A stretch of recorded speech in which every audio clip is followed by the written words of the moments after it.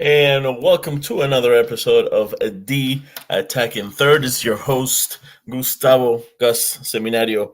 And with me today, for right now, don't worry, you're not going to get to see this mug, thank God, that much. We have my man, Mr. All Sports Philadelphia, Pebinar. How you doing, man? Gus, Gus, I'm very excited. After what I watched this past Saturday, it just got me jonesing. Just being down there covering the team, it's got me jonesing for some MLS play. I can't wait for the regular season, part two of the Union Soccer to be unleashed here because what I saw from this team, man, they played well. However, they played very well without. Uh, Against Monterrey again without Julian Carranza. They played very well, and I gotta say, it's gonna blow you off your door hinges. One, Papa Bedoya, not one but two games in a row now. My man has been coming off the bench on fire. My man is trying to get his start Listen, roll back. first of all, let me say, The big dog's in the house. you have no idea. Hello, What's up, what's up? Jose? What's up, God, you boy? have no idea how happy it makes me to see you talk about soccer the way that you're Oh, talking dude, right now. I do. It took me from when we were younger. Yes, It took me years to try to get you in. I'm glad that you're finally seeing the yes. light. This is awesome. Uh oh. Got Tommy in his shoe right No, now. I'm not. No, I'm not. I stand. I Yes, stand yes. by. I stand with what I say. Ale is what it is. But both of those goals were very much Ale kind of goals, which was, oh look, the ball kick in. Yeah, That's how he listen, works. you gotta give Listen, Toyo credit. if they're falling to your feet, go for it. Listen, he was, and I know it's not a big popular name right about now in this town. He was playing James Harden. He was facilitating. He was kicking the rock when it was needed to be. This guy was on fire.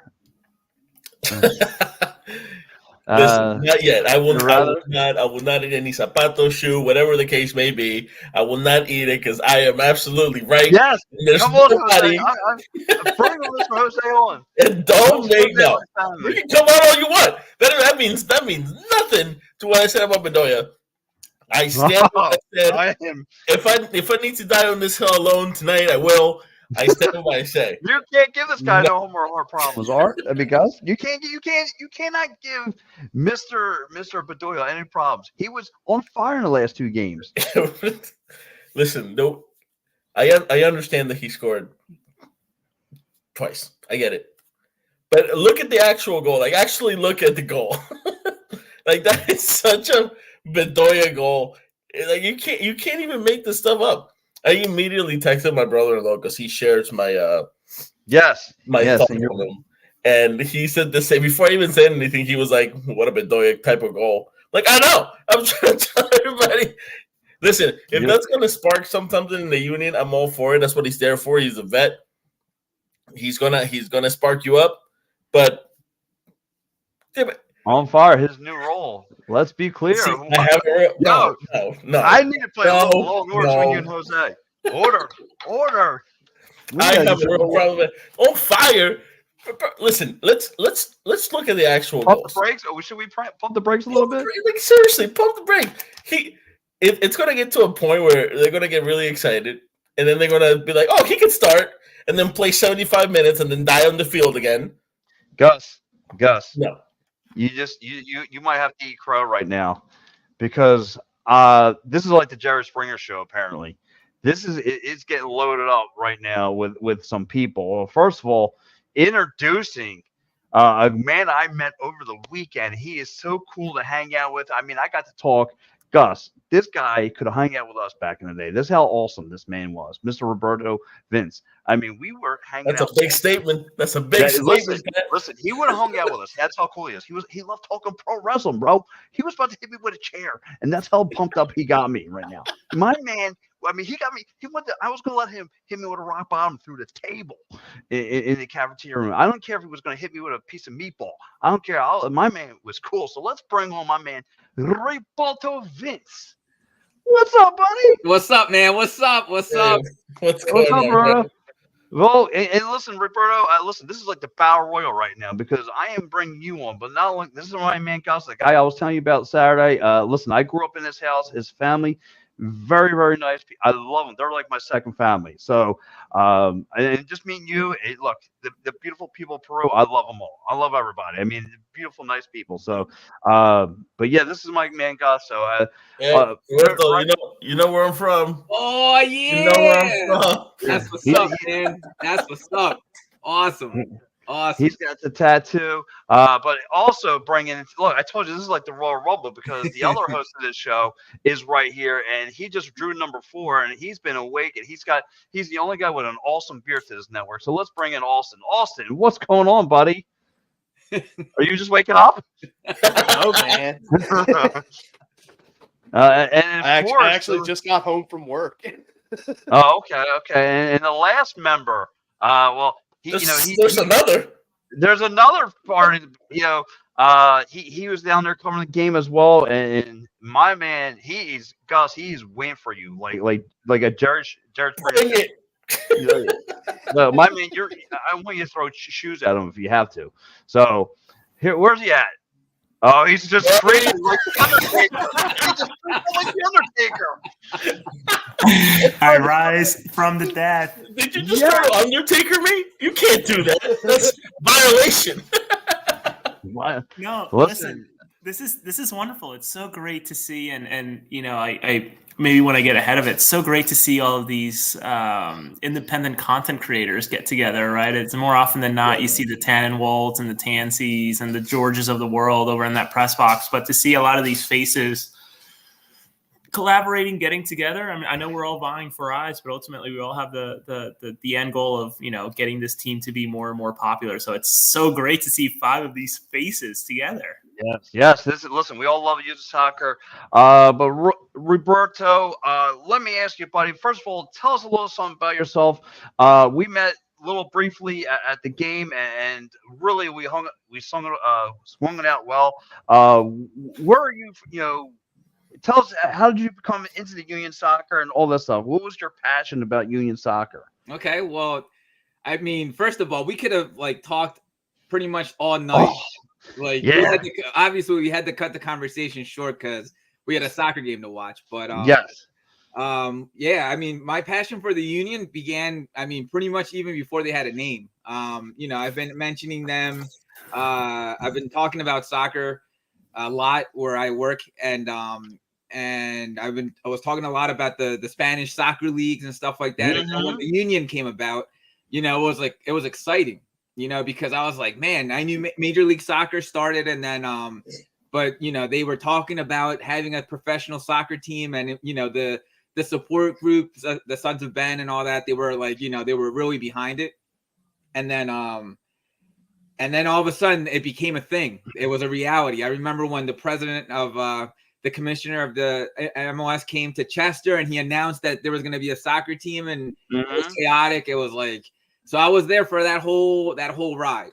And then when they had the stadium, when they did the groundbreaking, I was there, and the whole shabazz pretty much. I was there, the stadium, the construction. And then when they finally had the name, they did it. They pretty much introduced everyone at City Hall, and the place was packed. And it was awesome, dude. It was awesome. It was a cool feeling. It was exciting because finally we had professional soccer in Philadelphia. And so it was really cool. And I've been following them since game 1, pretty much. That's how long I've been with them. And it's been great because, it's the cool thing about it is that it grows. There's been a fan base. I mean, soccer is big in this area. You have the EP, the with the youth and all these teams and stuff like that. But it grew. It's always been there. And then when the union pretty much solidified the soccer world in this area. It's Vince, right? It's Vince's. Yeah. Okay. I recognize you from the Monterrey game. I think you're the only other person in that room that was able to speak Spanish to Don Ortiz. Okay. So this is awesome. I've actually meant to get in touch with you, but obviously the evening just moved so fast after Tano left, and I mentioned it on Twitter, but man, what a touch of him!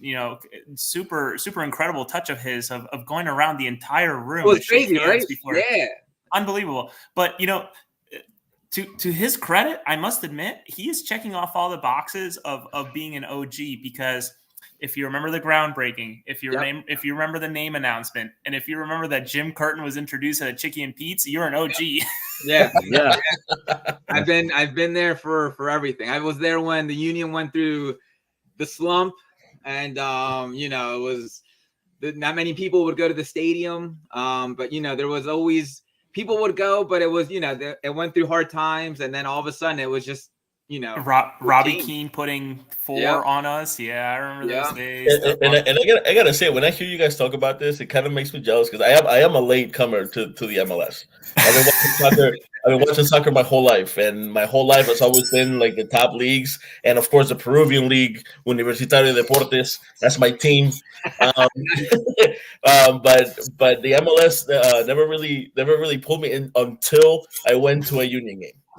Awesome. And it was one game, and then after that it was just nonstop. Oh man, you missed the one Farfan twin chipping Iker Casillas at the link. You missed Vincent Nogueira not wanting to play for the team and bouncing out to France. Man, you missed the good stuff. I like to be in the room with the OGs here. I appreciate this quite a bit. Oh, dude! Look, this is awesome to me. So, and Jose, I want to piggyback what you just said too about this with the interview, the press conference with the Monterrey head coach, right? So it was so funny because the translator, like you said, it was you guys were answering a lot of the questions in Spanish, and then he kind of like made eye contact with me, because I guess he thought I had some amazing Latin blood in me. He goes, anyone else have any more questions? He's going like this with me.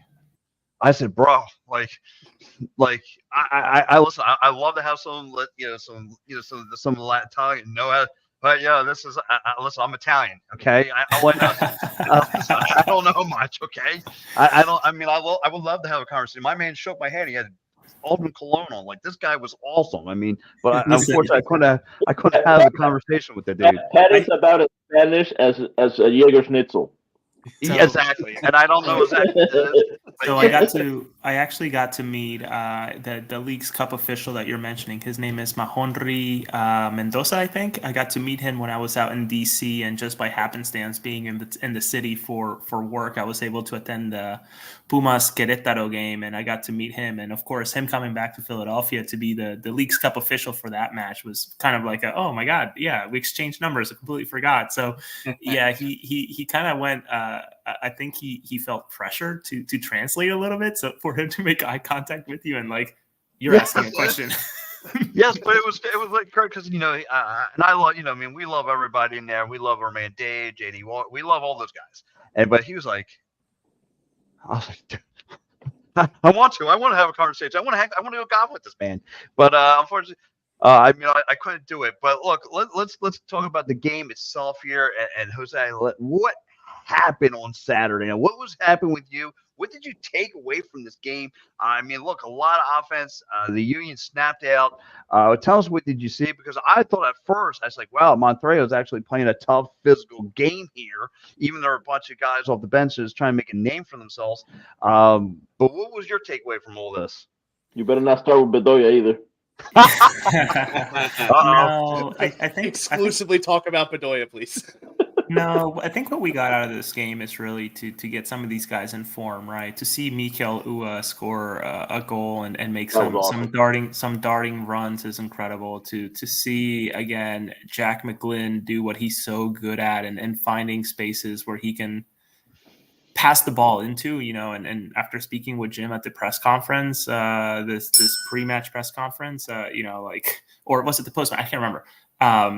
Just this is what Jack does, right? He sees passes that we as normal human beings cannot see with that left foot of his. So I think it was really just an exercise in getting some of these guys back up to speed, and obviously Ua being the biggest piece, especially after all that criticism that he got from the man himself, which is very rare for Jim Curtin to outwardly just say, and I credit Todd Lewis of the Free Kick Pod for asking the infamous question of, what did you think about Ua's performance? And Jim's two-word answer, not good.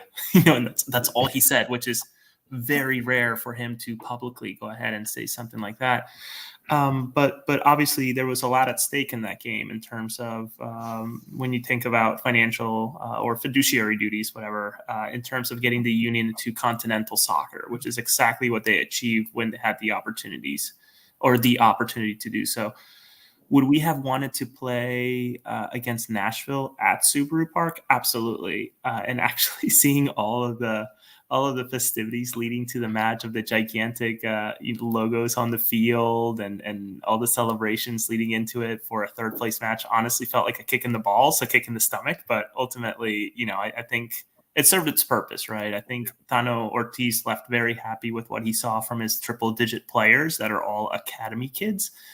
And I think we left happy with both earning a continental spot, but also trying to get these guys back in rhythm, right? Ua, again, having a couple of rough performances, but now sort of clicking. And obviously the competition is going to get really, really tight in terms of games that we have to play and bodies that we have in the staff with Ty Baribo now coming online. So I don't know. I'd love to hear what everybody else got out of it.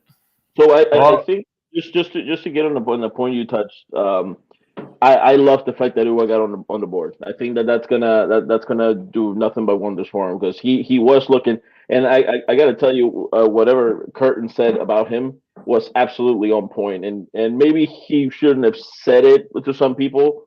I don't think that Ua should have been upset because he should have known that he was playing as such. It was just not good. I think the fact that he got this goal, it's gonna open up a little bit of his game, which is what we're looking for. Because there is going to be a dogfight up there. I think, at least. I think Carranza is pretty much, if he's healthy, he'll be up there. But then that second striker spot, if we don't play one up top, I mean, if Ua keeps doing the way that he's going to be up for grabs. Well, you gotta remember, and I know you and I have this disagreement, and it's okay. Reasonable minds can defer. In terms of Carranza being next out, right? I think you and I were going back and forth between Ua and Carranza being the next body out in terms of an outward move to a European team or maybe a South American team in Copa their Continental Cup. The name's escaping me right now, but nonetheless, Perdón? Libertadores? La Copa Libertadores, yes. So in terms of that, I think Carranza's next man out, especially with how little they paid, right? To be able to cash him out now would be ideal. So I think that's where a Ty Baribo sort of fits in, like plug and play in a way. Obviously, again, going off of Jim's comments post game, Ty had a flawless performance of all of 15, 20 seconds, but yes. nonetheless, I'm really excited to see how he plugs into that team. Oh, absolutely. So, but Roberto, what did you see Saturday night? Because, like I said, there was like a lot going on. Like I said, Betraya come up showing that these young guys want to make a name for themselves. Bedoya facilitating, finding the back of the net. I mean, I know Austin is about to do a cartwheel naked at this point because he's been waiting for this guy to get on the scoreboard. But what's your take? I think I'm happy that they won. First of all, I think it was they should have won. I think like what we've been mentioning, they played against a Monterrey team that didn't have their starters, and it was obviously the Union had to win the game. And I'm happy that they did it because now they qualify for the Champions League for next year. But a player that really stood out for me, I think, in the whole competition and obviously in this game for third place was Jesus. Jesus won. I think he earned a spot now. I think now in the midfield, I think it's going to open up. And Jim mentioned it as well. I think it's going to open up a good battle to see if he's actually going to start or if he's going to come in earlier, not so late in the game. So I like that. I like that he did well, and I think he's proud of himself too. I think this competition was good for him because I don't know if he would have played if there was no Leagues Cup, because I think things were just going smooth, and I think the midfield was pretty much where it was. But now with this whole thing that happened, this tournament, I think it opens up a lot for Jesus. But I will say this, something that I did notice that I want to keep an eye on Torres, Joaquin, because I know that at the end of the game, you know, I was on the field. So I'm on the field where Sons of Ben are. And so I can see like the players when they walk out. And something that caught my eye was the subbing that Jim Curtin did in the second half. It was obviously Joaquin was one of the players that came in, and he played like pretty much like a second. He came in and the game ended. And so yeah, and so obviously if you know, regardless of whatever sport you play, when you come in, you obviously want to play. It's kind of like, I don't want to say it's like insulting, but it gets, you know, as an athlete, you get upset because you go in, you warm up, you come in and you don't even touch the ball. You go in for like a second and then the game's over. You're like, what the heck is this? You know? So when that happened, I saw Joaquin walking out and he was angry. He was just like really, really mad. I would be too, and you're absolutely right. It is to some level, it is kind of insulting to put you in there for 15 seconds, not touch the ball, then the game ends. Yeah, absolutely. Well, it's also tough when you really think about the three bodies prior to Baribo. I say Taribo, right? I mixed the first and last name together. But when you think about Baribo outside of this equation, but you think about the three bodies that the Philadelphia Union went intra-league this offseason, which is often, it's extremely rare for the Union to go inside of this league to find trades, right?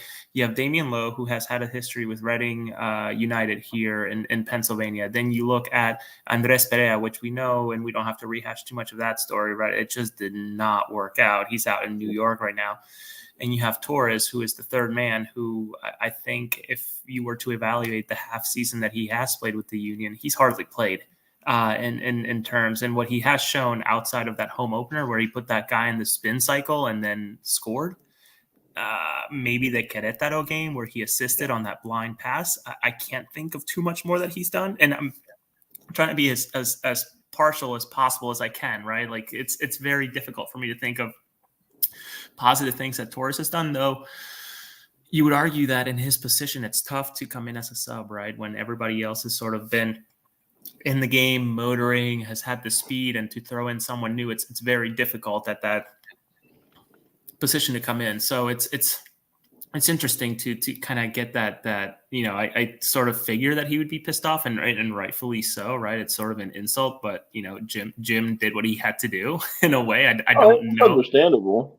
I don't know that Jim needed to throw in Torres into that. There was really no reason at that point, but I also don't know that the Baribo thing worked out too well, as it was sort of like the joke of the league, at least within the independent press that I communicate with on a daily basis. Right? What a joke to send your brand new signing to after driving back and forth from Canada to get his work paper signed to throw him in for 15 seconds. What a joke. Maybe he just wanted to get him on the field, get him to touch the field, and then come out. To your point though, about Torres, I think we put a lot of hope on Torres the first game. Like when we first saw him, and he had that crazy move that eventually led for the goal. I think we put a lot of hope on him to come out of the bench and give us that spark, kind of like what Burke did last year, right? But even more so, just because he plays a little bit differently. He's a little more shifty, a little quicker, and I think we put a lot of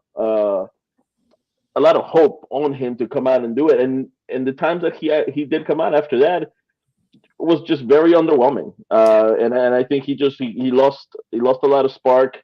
And when things like that happen, and when you're when you're not a player that's used to the start and play as much as others, I think that messes with your mind a little bit. And I think he just has to get out of his head, because the skill is there. Like everybody can see it. We know he has it. He's just as quick as he was in the first game. He still has the same skill set. It's just that sometimes you get in your head and then you question yourself in the middle of playing, and then you don't make that move that makes you popular. You don't make that pass that gets you the goal. So I think he does need to play. Maybe it was a smack in the face to play so little last game. Maybe it's a wake-up call for him. But as long as he works on just getting out of his own way, I think he'll be fine. We need to find a spot for him, or Jim needs to find a spot for him that works. Because right now what he's doing just is not working. No, I got to ask here. Austin, you're a little quiet. I mean, what's your take from what happened this past Saturday? Honestly, just going off of things that Roberto and Jose both said, it was definitely good to see this team get back into form 100%. It was exactly what you needed to see coming back off of the way that you played against Miami. And like Roberto said, seeing Jesus Bueno sort of take control of getting himself a potential spot solidified in the 11 now with how he's been performing. It's just been really fun to see like the growth finally start to like bear some fruit for guys like Jesus Bueno and some of the younger talent like Jack McGlynn, seeing Quinn Sullivan get some more reps out there as well. It's really fun to see the way that this team can bounce back after playing against essentially a powerhouse in Inter Miami, see them be able to, even if it is against, like Jose was saying, the triple digit guys, the academy guys that Monterrey has, to just be able to see this team be like, all right, we took that lick. Let's go back and get ours, and be able to just come out and put on a performance that they're very much capable of doing night in and night out, and be able to see them get into another continental tournament like the CONCACAF Champions League. It's the continued stride of this team towards reaching that peak, which unfortunately we haven't seen them actually achieve getting to the top of the mountain, but only with the way the youth is developing, with the way the talent's coming through and how it's performing so far. This is just more hope for the future for this team. But that's a good thing, though, right, Austin? Right? You don't want this team peaking now. Sure, would it have been nice to lift that look like a cafetera, right? That cup in Miami, right? You can put some cafe bustelo in there and have a nice Colombian coffee. It would have been great to lift that. Let's just be super clear, right? I think it's the Philadelphia Union and squandering the chances with, you would argue, the supporter shields. I personally don't put a lot of weight on that one specifically, but I know that the American fan base does. Yeah. Squandering potentially the supporter shield. MLS Cup is obviously a very, very tough, especially this year with the changes in the playoffs, going from October whatever to December 9th, which is an unbelievable stretch. Leagues Cup being our opportunity, U.S. Open Cup, CONCACAF Champions League, which, Austin, I hate to be pedantic here, but it's Champions Cup now. Let's all learn it together. We have no reason to be able to choose what trophies we go for, right? We squandered a lot of opportunities here, so it's really interesting to sort of see Jim no longer sort of be picky in a way on what we go for, and I don't think he really had the right to, especially with what happened last year in terms of it still hurts to say, being 25 seconds away from lifting and putting a star on top of our crest beyond the 13 that are inside of it. So it's interesting. Yeah, well, it is very interesting. Well, listen, the team heads down. It's been a while since they've been on the road.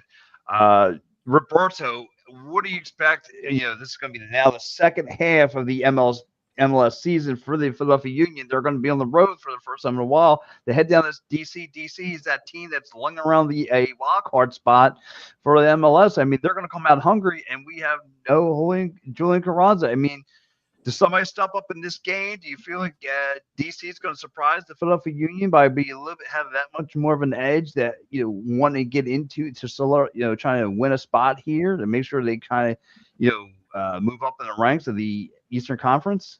I think I think DC is going to come out like hungry because they just lost against Red Bull.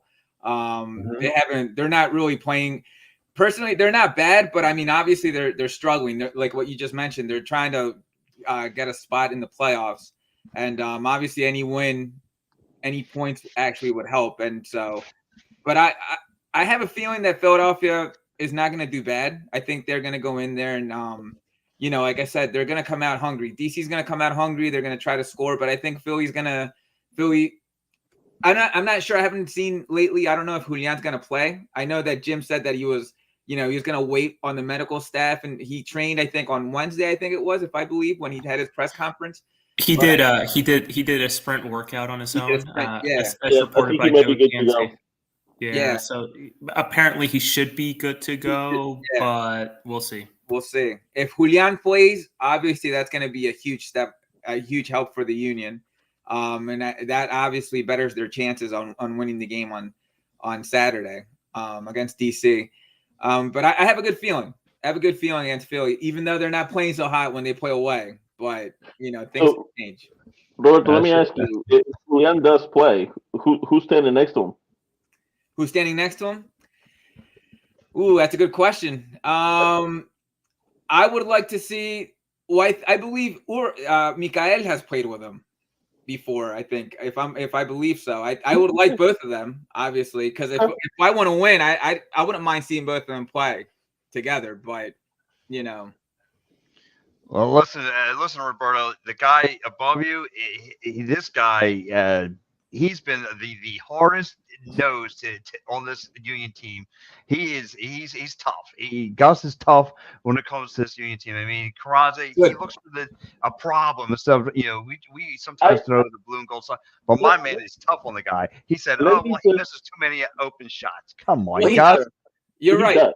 He does. I completely agree with you. He does, and he's not the only one that misses. Like if we talk about that Inter Miami game, like as much as they were starstruck by seeing Messi, the Union missed a lot of goals. Let's not be honest. They missed. Daniel Gazdag missed a goal. His name, I forget his name. Chris Donovan. I know you're gonna say Chris Donovan. Exactly. They missed. If they would have scored, the game would have been completely different. And but I completely agree. I mean, Julian scores, but he also, he misses a lot of goals as well. So. And I usually when I'm critical of Julian, it's just that, like, I know how good he is for us. I know what he does. I know he's a goal scorer for us. He's always up there in terms of goal. I nitpick because I know how good he can be, right?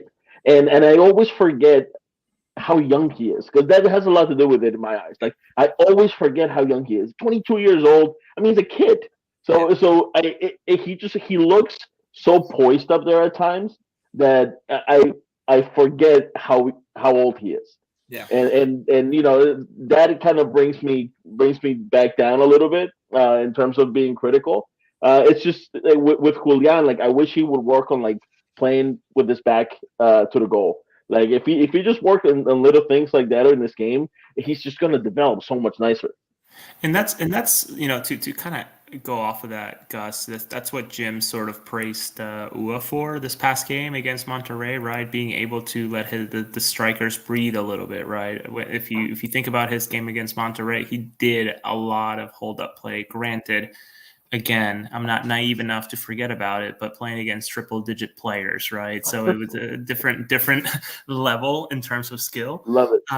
But I just wanted to kind of comment in terms. I was invited to the DC press conference today via Zoom, and I was able to speak with Carl Robinson, the assistant coach. Wayne Rooney was unavailable, so I got to speak with him and Russell Canoes for maybe 5-10 minutes a pop. So Carl was and you can see it on my Twitter. I posted the transcripts of my conversation with them as well as the audio.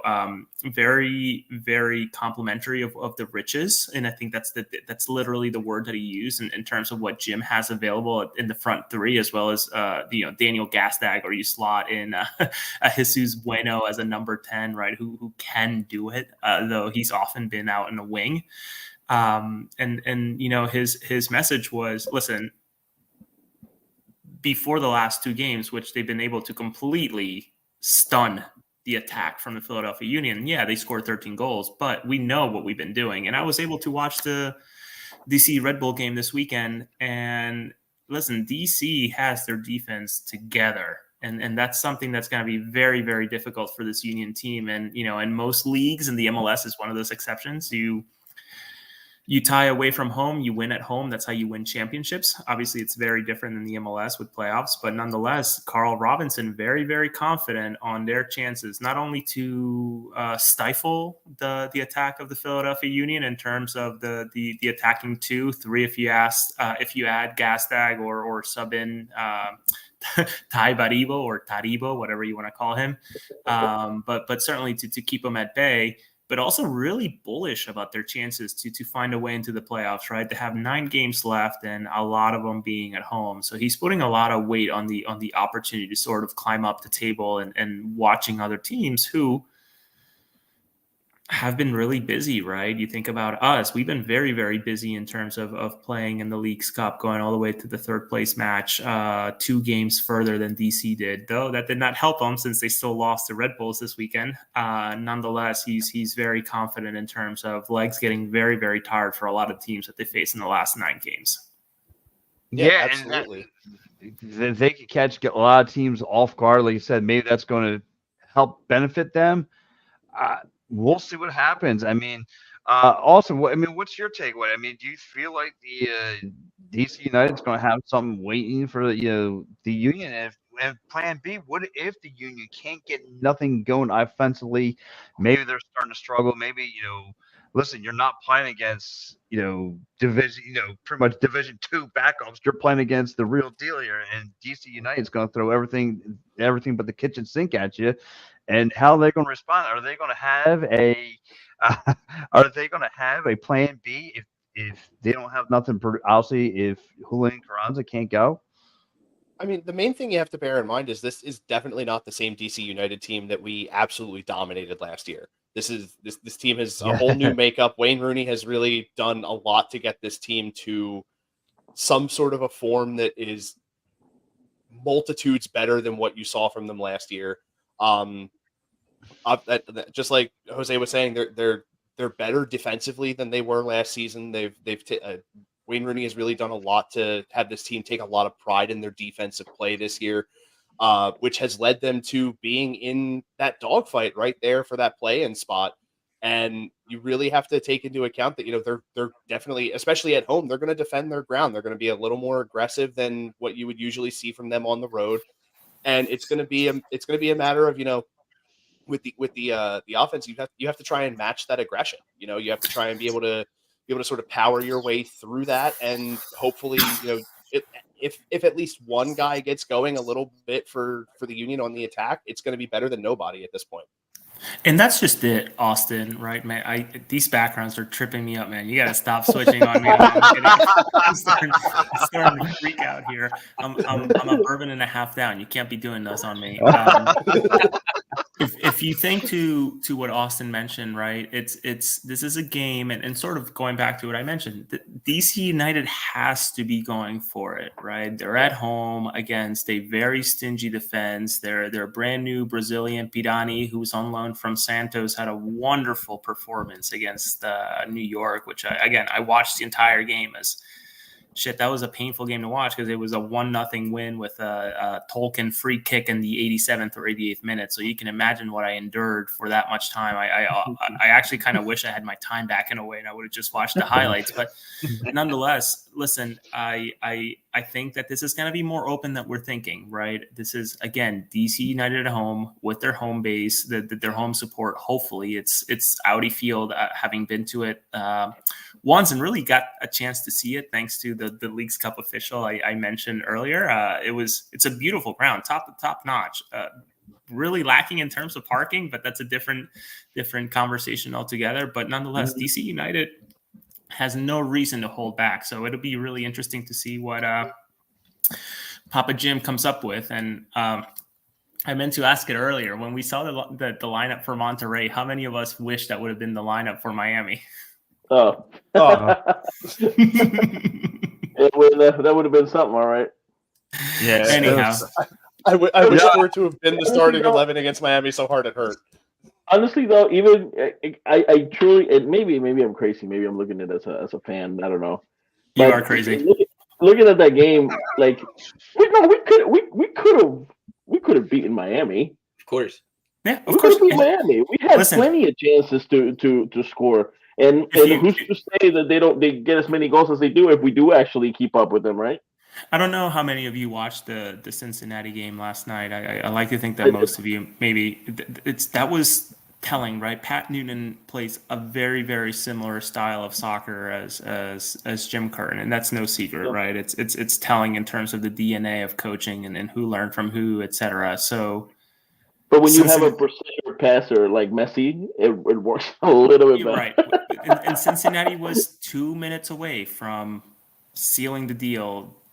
I would argue that Pat really. Can I curse in this? Okay.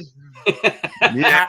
Pat Noonan really dropped the ball in terms of his substitutions, right? He felt very, very comfortable in taking Acosta out and bringing in, Sergio Santos and another defender. It's just really interesting to see. But listen, we don't have to rehash that. But and we're looking forward here in terms of DC United. But just fascinating that that team's beatable and as high of a pedestal as the MLS is putting that team on, they're going to crash at some point. This is not sustainable. And I think a lot of people are forgetting that despite all of the pushing that MLS is doing. And please, MLS, if you're watching this, don't terminate my credentials, please.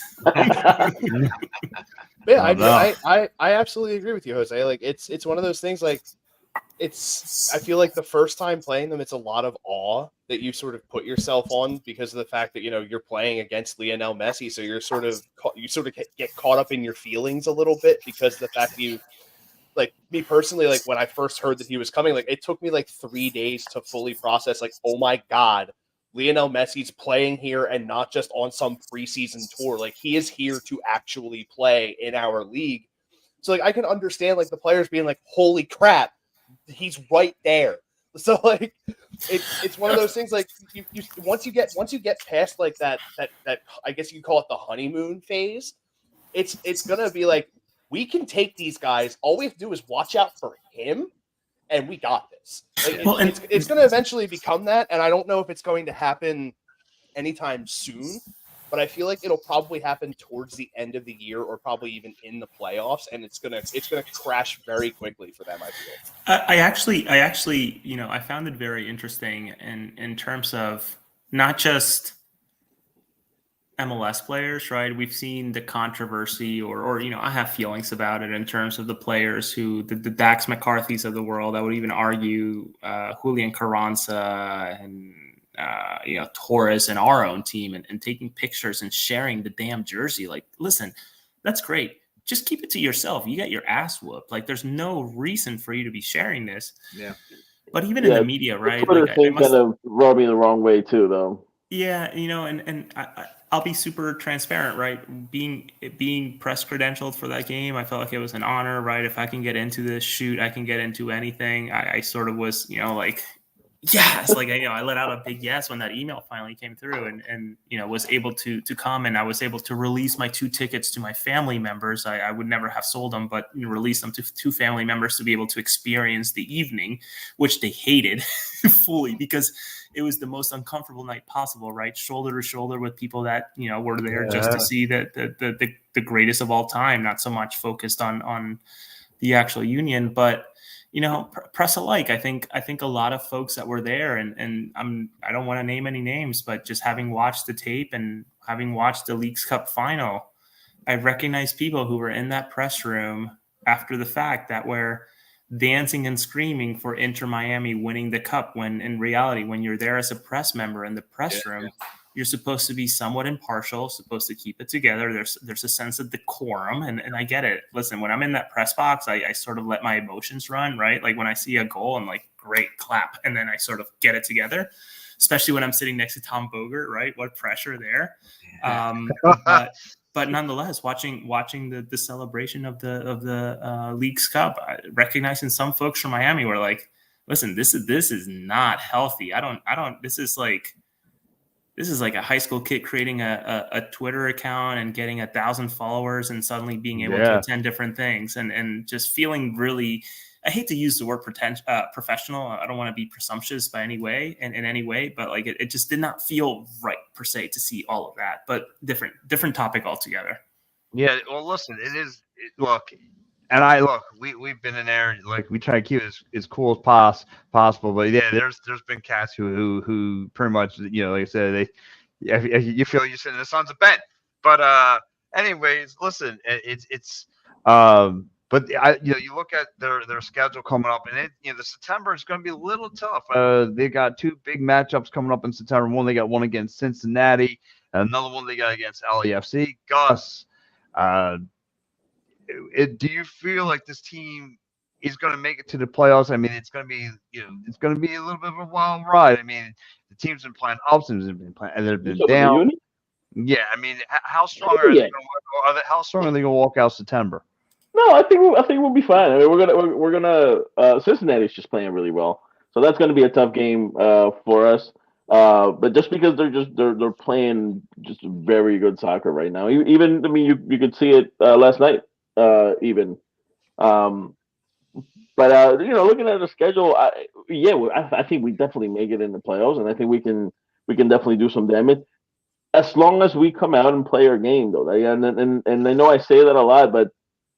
And everybody knows what I mean when I say that because Jim has a certain way that he prepares his guys, and if we can execute it the way he wants, I think we'll be fine. There are times where his lineup this year that it's been a little questionable, so we got to see who he puts out there in the first place. But yeah, no, we can definitely make a run, and as long as we can feed our guys up top, and we're not losing ourselves in the middle, which is a huge part of our game in the first place. I think we can make a run. Yeah, absolutely. How about you, Roberto? How do you feel about the Union going through a little bit of a tough stretch in September, facing two big name teams like Cincinnati, who's been sits on top of the East. LAFC is sitting currently at number 2 in the West. A little bit of a tough stretch. How does the Philadelphia Union walk out of this? I think they'll also make it to the playoffs. I think that game against LAFC, I'm going to look forward to watching. It's going to be at home, and obviously, we all know the MLS final was played in LA, so that's going to be a sweet game to check out. As a fan, obviously, I'm excited to see how the fans going to react when they come to Philly. But I have a good feeling. The Cincinnati game obviously is going to be a good game as well. But there's no doubt. I think they'll make the playoffs. The most important thing for me is I just hope everyone comes out healthy. That's the number one thing. Yeah. That's the health is number one. As long as they come into the playoffs healthy, I think they'll do all right. Yeah, because like I said, this is now, I mean, technically for the Philadelphia Union, this is like now the second half. And I'm curious to know how they're going to walk out of this. I mean, what adjustments will Jim Curtin make to the lineup? Maybe he saw something he saw throughout this Leagues Cup, that he's going to try something new. Because I was sitting next to our man Skylar in the press box, and I was talking to him, and he goes, most of the teams that came out they were facing played very, very physical soccer. I mean, these guys, they brought the Broad Street bully kind of soccer to them. I mean, they were checking them. They were and that's their style of play down there. So my thing is, I'm curious to know, did Jim Curtin take something away? Is he going to try and adapt to something in his playbook from learning from those guys out there? Also, what do you feel? Philadelphia definitely makes the playoffs, obviously. 11 matches to go in, the rest of the way for this season. Sitting where you are in the standings, if you fall out of playoff contention and find your way to not being there come the end of October, something went terribly wrong. This is definitely a team that if everything goes the way it should from what we've seen over the course of Jim Curtin's tenure here as head coach, if everything goes the way it should, this team will see playoff action again, and it could potentially lead to another deep run through the playoffs. It's just there's going to be a few teams that, you kind of, put little earmarks on just to be able to, keep tabs on them because you want to see how they're going to go the rest of the way. Like Cincinnati, obviously, because of the fact that they're number 1 in the East. New England, Nashville, like there's a fistful of teams here in the Eastern Conference that are very dangerous teams if given the space or the opportunity. And you just really have to be careful with how you're going to, keep your approach. You just have to come out, play your game every single time, a full 90 minutes. And, just like Roberto said, you just have to make sure that you come out healthy at the end of the season because you're going to need all hands on deck come playoff time because it's going to be a big one. Right. And so does your boy Bedoya get some playing time? Maybe. Did he earn Uncle Jimmy's Right. I mean, he had a nice 2 games back. 2 games. He had 2 goals. Like I said, he was really facilitating that last one. Maybe Uncle Jimmy starts to let him get that starting position. We'll see what Uncle Jimmy Curtin can do for that. Look, Papa Jim always gives the nod to Ale at times. So Look it'll happen. Look at Gus's face. His face is already getting red. Up in the future. No. Stop it. Stop all that. No.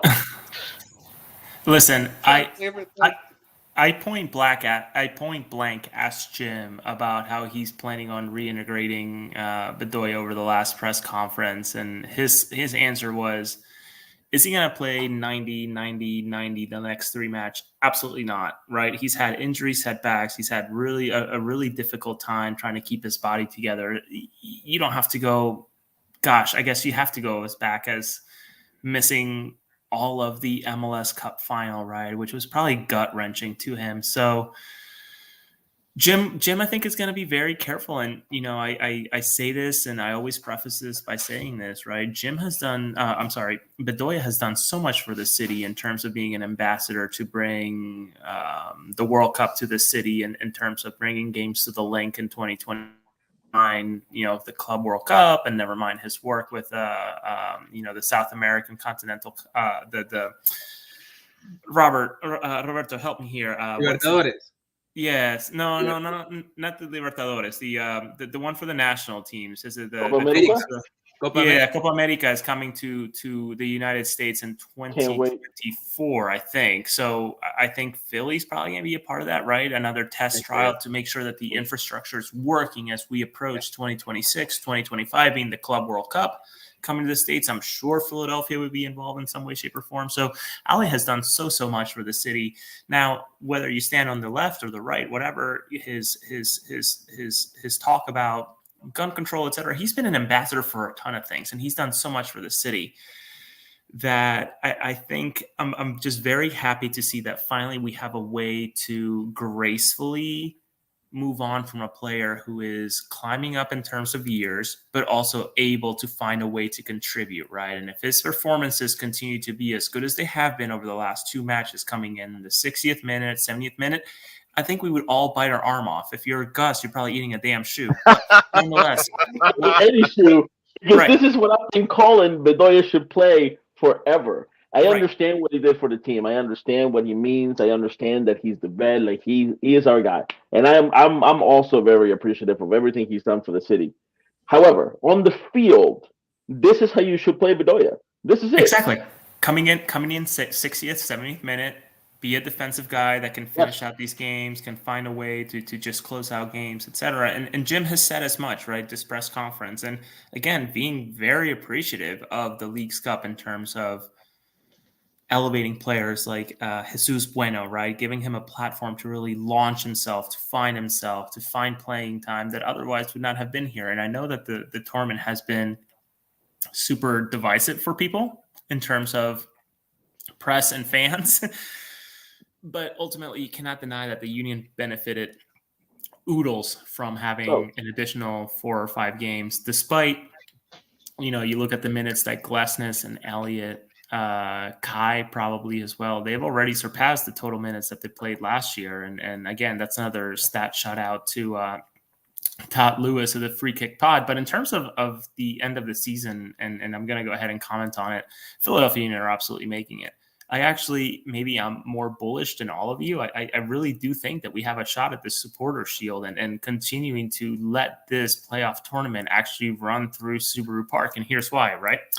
We just watched prior to the Miami loss, we watched Cincinnati get schooled by Columbus, a team that's really revived by their new additions, despite losing Seth Ryan out to the Saudi Arabia project that they're building over there for Vision 2030. If you haven't read about Vision 2030 and the way that they're trying to divest from their oil GDP, I cannot encourage you enough to learn more about what they're doing to move away from oil. Nonetheless, they have a game in hand. Cincinnati just lost. A Union win this weekend gets us 3 points closer. September 16th gets us another 3 points closer. So 11 points suddenly turn into 5, right? So to me, it's very appealing to think that the supporter shield, and we don't even have to think about the West, right? That's its own battleground. It's nowhere near as competitive as it is in the East. I'm very bullish in the opportunity that the Union have. Whether they take it and do their best with it, that's a different story altogether. But I agree. the path to having the tournament run through Subaru Park is there. If Jim and company take it, we saw what they did during the Leagues Cup, barring one game. So I'm very, very bullish in the Philadelphia Union really having this tournament run through Subaru Park again. And as a season ticket holder of 2 seats, I cannot be any more excited. Yeah. Well, Only 3 points behind New England. What was that, Robert? I'm sorry. I was gonna say they're only 3 point. You're right. They're only three for second place. They're only 3 points behind New England. And you don't have to even, honestly, I don't even know that you really look at New England, right? They're about to, I don't know if it's been officially announced, but they're about to sell their starting goalkeeper and about to hire a 34-year-old that has been a free agent for a few months from the championship. Very difficult to see that team keeping itself together as we get to the business end of the season. So I hate to get super deep in the weeds So they're here. putting a hole in their own boat when they're sitting in second place. I mean, all right, I'll take it.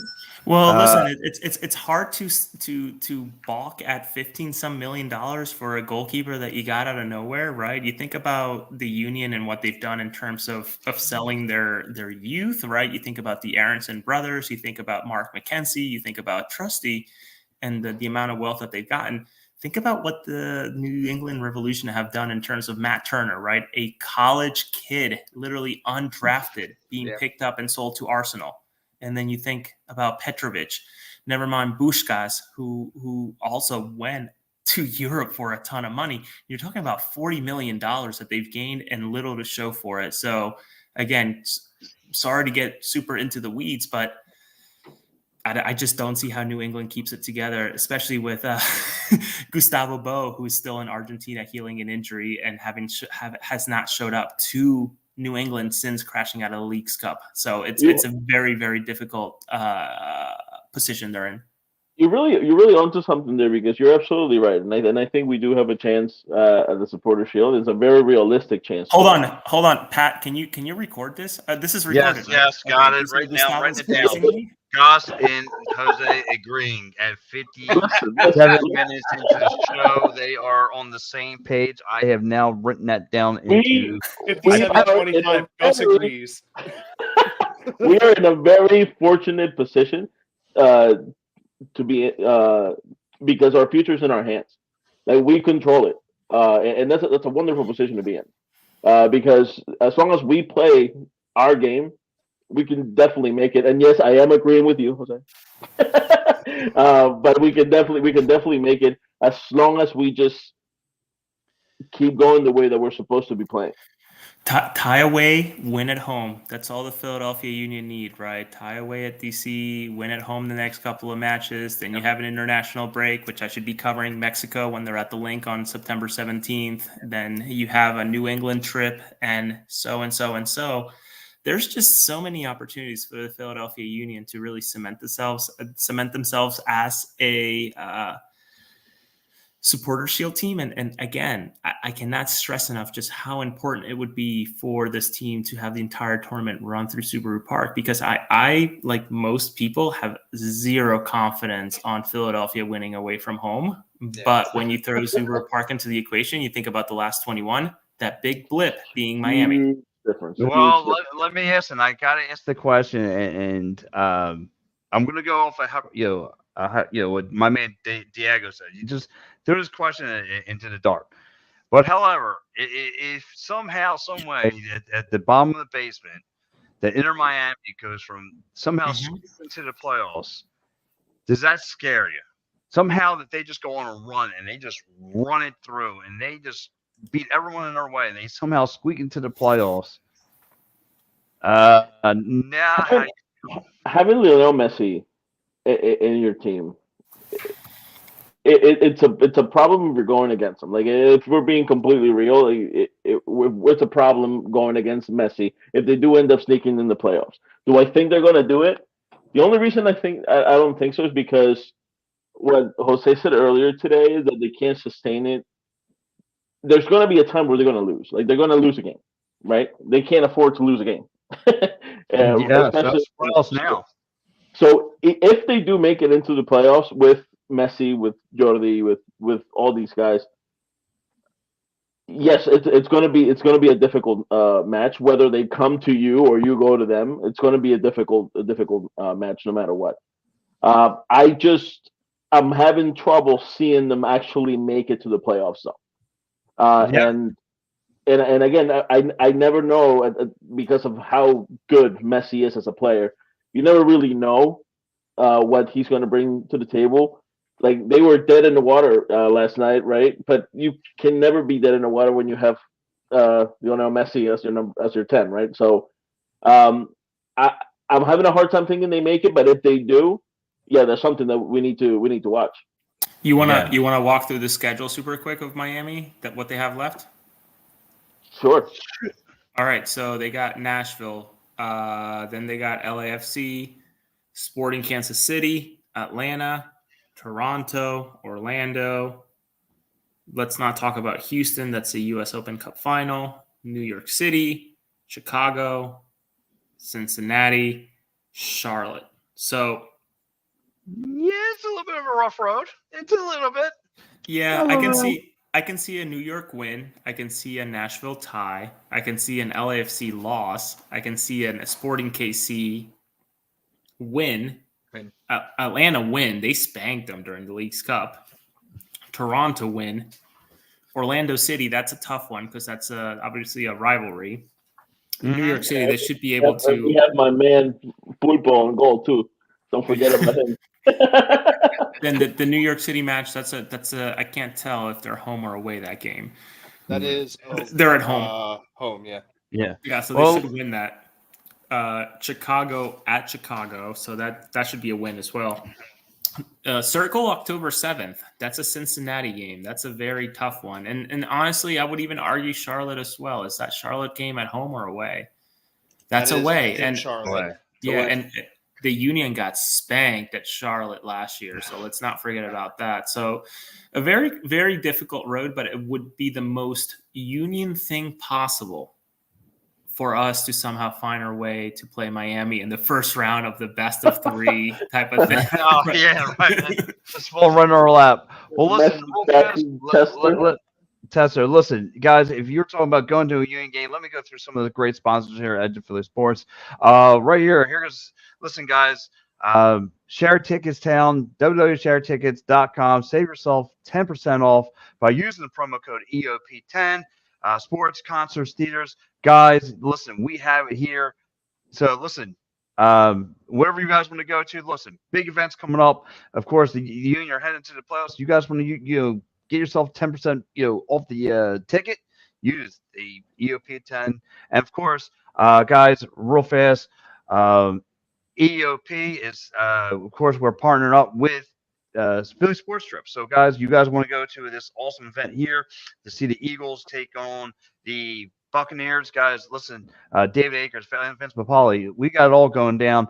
Of course, 97.5 is going to be down there. And, of course, the Philly Sports Trips does not only cover the Eagles, they do all 5 teams. They cover the Flyers, they got the Sixers, they got Phillies, and of course and my man Vinny Papali, my man Vince, who runs the whole Philly Sports Trips, he is a big time Unions fan, and he just now announced October 20th and 21st they are making a 2-day trip out to New England. So guys, you want to make that, you want to book that up, please go through EOP and they'll get you over to Philly Sports Trips, and you can head up on a bus and head out to, or I believe a flight actually.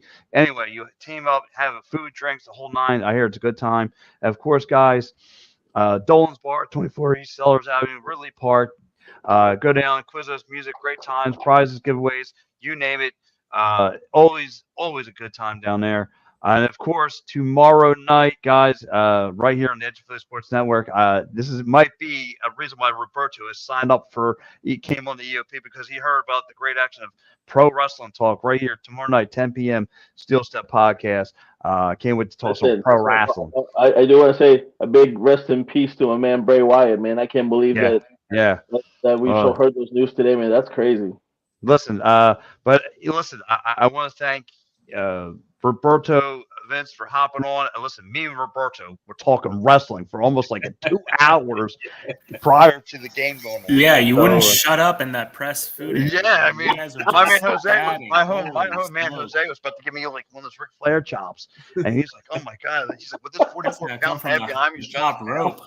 oh my god!" He's Listen, like, if it makes you feel any better, at some point or another, somebody wants to throw a chair at Pat everywhere he goes. So Yeah, I saw Pat handing out business cards, and I thought I gotta elbow this guy. "That's it." I was having some business cards. I was having business cards Just left start and right. loosening up the shoulder for that clothesline from Pell just to get him down. he actually enjoys that though, so I don't know if that's gonna do any. Yeah, I mean, listen, I like pain. Speaking of wrestling, by the way, Pat, you didn't mention this. The Steel Step podcast tomorrow is with MLW heavyweight champion Alex Kane. Yeah, Dude, you're speaking a different language to me right now. I felt like in a press conference room right now. But anyway, listen, we have all that going on. But Roberto, thank you so much. And Roberto, I checked you out, my man. You were in a suit. You're on TV. I said, "Whoa, who is this guy?" Yeah, that's me. So, please, enlighten us. What you do? You enlighten sports into a Spanish community, correct? Yep, correct. I'm a sports anchor. Yep, sports anchor for the Spanish community, for the majority for the Lehigh Valley, Reading area, Poconos. But obviously, Philadelphia we cover as well. So, but Wait, this guy's legit? Yes. This is awesome. Dude, You should see this suit. He was Jose, my man. Yes. Jose, Yeah. fun fact about Roberto, he is a 2-time Emmy Award winner. Can we connect offline? 'Cause this is incredible. Yes. I must admit, I've just been yapping my mouth, and obviously saw you at the press meal area, but never made the connection that you're like a big deal. This is awesome. Nah. No, I'm not a big deal. I'm just someone who likes sports. That's it. You know what I mean? Just like everyone else. I'm just like everyone else. So. Well, shoot, had I known who you were, I would have probably held back a little bit here. Nah. Yeah. Good, man. You had good points. This is good. This is awesome. Yeah, dude, bourboned up Jose is the best Jose. Like, Yes. I mean, my man was ready to go. He knew Gus was calling on here and talk about. But my man had his boxing gloves ready to go. I was tuned in. I even sent Austin a message saying, like, listen, I'm gonna watch. I'm not gonna tune in. And then Gus just decided to run that Peruvian mouth of his nonstop. And I thought, I gotta come in and listen, if it makes you feel any as some better, people would say. If it makes you feel any better, it's every week, so you can be more than welcome. Yes. This is awesome. So, No, honestly, I'll go ahead and just say it. Thank you so much for allowing me to crash these shows. You probably had no plans or thoughts of me coming in, and Robert, gosh, what a pleasure to meet you, and obviously with Tano Ortiz, what a again, just personally, I'm so proud to be one of the few Spanish speaking beat reporters here for the Philadelphia Union, and hoping to bring more, I think, to the Spanish speaking community with the work that I've been doing over the past month or so, and in terms of taking what is available to us to share with both English and Spanish speaking. So it's a pleasure to meet you. And honestly, I had no idea. So I'm sort of like blushing in a way. This is awesome. Listen, I was also, when me and my man were starting to, we were talking about wrestling, and we were, like I said, I think the last thing we talked about was like the last thing we talked about was soccer. We just talked about yes. We did. We're at the Union game, and we're not even talking about the Union. We're just talking about every other sport. That is such a Pat move. It's not even funny. That is I've ever seen one. It really does track for Pat. You throw Pat into a press meal area with his patched up jeans, his True Religions, whatever you want to call them, and his suit jacket with his shirt when everybody else is burning up. Yeah, he tries to play the part. I love it. Yes, I appreciate it. Dude, I sat in there and Roberto goes, "Hey, do you mind if I sit?" I'm like, "No, not at all." I said, "What's going on?" You know me. I got that personality. I just want to hug everybody. I'm that kind of guy. I'll hug everybody. I go to Jose. You see me? I go around the whole press box. I make sure I hug everybody in there. Hey, what's going on? I give them a big hug, Yeah, man. handshake. You're hugging people. You're meeting people in the parking lot, dropping off business cards. I get it. You're doing your thing. I was. Yo, It's also the reason. It's also the reason why he has so many restraining orders against him. Though, so. Yes. Listen, it was so funny because the minute I pull up right next to a tailgate party. I mean, they popped open the table. Dude, I watched you do that. I was with my kid and my wife. And I was like, I know this guy in a suit. I swear he's not trying to change your electric bill. He's trying to sell solar panels. Yo, they pulled out the quick freeze pizza. They pulled out like the grill, and my man's sitting there like, oh, I'm crying. He's like, do you want this? I'm like, dude, I'm not gonna go eat, but I'm not gonna say no to food. Dude, so yeah, guys, it was 95 degrees and Pat's in jeans, dress shoes, and a jacket. My wife is like, this guy's really out of place. The one thing I can say about Pat, he's committed. Yes. He is. Listen, for what it's worth, my wife was like, he seems like a big deal. Do you know him? I was like, I sort of know him. It's not a big deal at all. So, and listen, and that's how I am. I just try to enjoy my. That's how I am. That's how I grew up. Just giving hugs to everybody. So, and I always had to go shoot my mouth off. I mean, whenever I'm in, like, I'll go talk to strangers at a mall, and my wife's like, just shut up. Like, I'll go to a sports store and look at hats, and I'll just wind up talking to the guy who owns the store and be in there for 2 hours. Yeah, but, you're my dad. Yeah, I'm not that guy. But listen, that is like the edge of Philly sports dad. Yes, I am. Wait, before I forget, Robert, what is your outlet? Let's get this information out there. I know you mentioned I cover the Allentown area, entirely being too polite and too kind. But like, what's the outlet that we should be keeping an eye out for? The station is WFMZ. Oh my God, I'm a Berks County baby. I grew up on Berks on WFMZ. I'm a Fleetwood kid. So you guys were the late evening news for me while I was waiting overnight for the snow news to come in, so I wouldn't have to go to school the next day. There you go. Good old times. Yep. Yeah. So guys, please go check out my man Roberto Vince. I mean, again, he's doing a great job. I love it. As soon as he told me his story, I said, dude, I gotta have you on my show Thursday. You might have. He said, no problem. I mean, like I said, dude, I could tell he's legit with how white his teeth are. Well, thank you. I instantly text Gus. I said, Gus, you're out. You're done. You're fired. I said, I got someone else new to replace it. I said, my man's from Lima, Peru. He's got your job. I said, you're out. I said, you're fired. I said, this is my new man right now. Listen, but Pat doesn't know that Peruvian people, we stick together. So he's right. I mean, so if anything, Pat, awesome. You and I have to fight to see who stays. But